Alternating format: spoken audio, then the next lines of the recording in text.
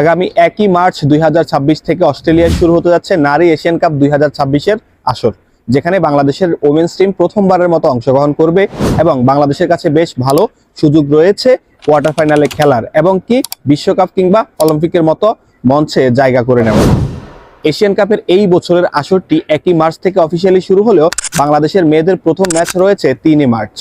Asian কাপের এই মঞ্চে বাংলাদেশের প্রতিপক্ষ যে 3টি দল রয়েছে তারা বাংলাদেশের চাইতে অনেক অনেক বেশি শক্তিশালী। শুধুমাত্র মাঠের ফুটবল কিংবা র্যাঙ্কিংয়ে নয়, সব দিক থেকেই তারা বাংলাদেশের চাইতে অনেক অনেক গুণ এগিয়ে রয়েছে। তবুও কিভাবে বাংলাদেশের এই দলের এশিয়ান কাপের কোয়ার্টার ফাইনালে খেলার সম্ভাবনা রয়েছে সেটি আজকের ভিডিওতে বিস্তারিত আলোচনা করব। আশা করি সঙ্গেই থাকবেন। গ্রুপ পর্বে বাংলাদেশের প্রতিপক্ষ হিসেবে রয়েছে শক্তিশালী চীন এবং গত আসরের রানার আপ দক্ষিণ কোরিয়া। এছাড়াও রয়েছে উজবেকিস্তান, যারা কিনা বাংলাদেশের চাইতে প্রায় 40 থেকে 50 ধাপ উপরে র্যাঙ্কিংয়ে অবস্থান করছে, যেখানে বাংলাদেশের র্যাঙ্কিং 112, অন্যদিকে উজবেকিস্তানের র্যাঙ্কিং এই গ্রুপে সবচাইতে কম 59।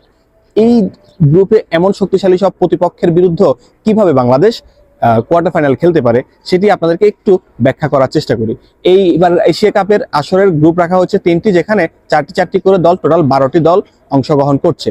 কিন্তু কোয়ার্টার ফাইনালে আমরা জানি যে 8 দল অংশগ্রহণ করবে, যেখানে 3টি গ্রুপ থেকে রানার আপ এবং চ্যাম্পিয়ন করে 2টি দল ডিরেক্ট কোয়ালিফায়ারে করে কোয়ার্টার ফাইনালে চলে যাবে। এর পরবর্তীতে আরো 2টি টিম হচ্ছে এই যে প্রত্যেকটি গ্রুপের 3য় স্থান থেকে যারা সর্বোচ্চ গোল স্কোরার থাকবে দল হিসেবে তাদেরকে কোয়ার্টার ফাইনালে পাঠানো হবে। তাহলে মানে গ্রুপ চ্যাম্পিয়ন অথবা রানার আপ হতে না পারলেও 3য় স্থানে থাকলেও কিন্তু একটু জোরালো সম্ভাবনা থাকছে। এই জন্য বাংলাদেশের মেয়েদেরকে যেটা করতে হবে সেটা হচ্ছে, বাংলাদেশের মেয়েদের প্রথম ম্যাচ হচ্ছে চায়নার সাথে 3 মার্চ এবং পরবর্তী ম্যাচ হচ্ছে 6 মার্চ দক্ষিণ কোরিয়ার বিপক্ষে। এই 2টি ম্যাচ হচ্ছে বাংলাদেশের জন্য অনেক বেশি টাফ।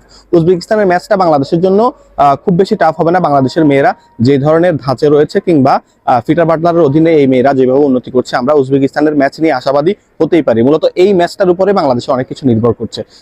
উজবেকিস্তানের ম্যাচটা যদি বাংলাদেশের মেয়েরা জিততে পারে তাহলে বাংলাদেশের যেই সকল স্বপ্ন আমরা দেখছি সেগুলো আসলে বাস্তবায়ন হবে। কিন্তু দিন শেষে এই ম্যাচটা না জিততে পারলে কিছুই হবে না। কিন্তু চীনের সাথে এবং উত্তর কোরিয়ার সাথে যদি আমরা ম্যাচ জিততে পারবো না সেটা আসলে আমরা জানি, আসলে খুব অবাস্তব কিছু চিন্তা করা উচিত না।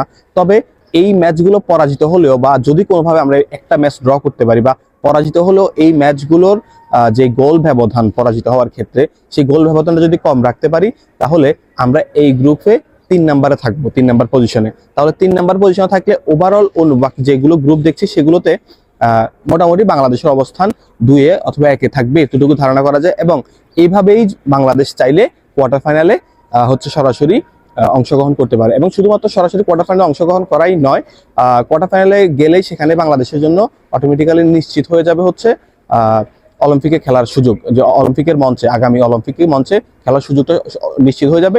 এবং যদি কোয়ার্টার ফাইনালে বাংলাদেশ ম্যাচ কোনো রকমে জিততে পারে তাহলে সেখানে বাংলাদেশের জন্য ভালো সম্ভাবনার দুয়ার খুলবে ওমেন্স যে ওয়ার্ল্ড কাপ রয়েছে সেখানে অংশগ্রহণ করার। ধন্যবাদ সকলকে। আশা করি ভিডিওটা বুঝতে পেরেছেন এবং কোনো ধরনের কোনো প্রশ্ন থাকলে কমেন্ট বক্সে জানাতে পারেন। দেখা হচ্ছে পরবর্তী ভিডিওতে। ভালো থাকবেন, সুস্থ থাকবেন। আসসালামু আলাইকুম।